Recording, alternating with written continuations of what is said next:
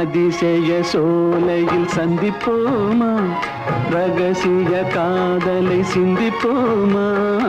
அதிசய சோலையில் சந்திப்போமா ரகசிய காதலை சிந்திப்போமா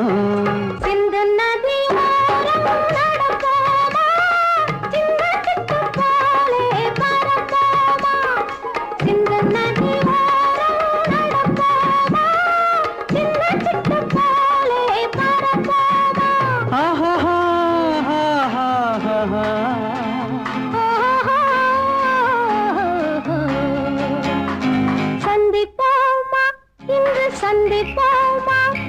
தனிமையில் நம்மை பற்றி சிந்திப்போம்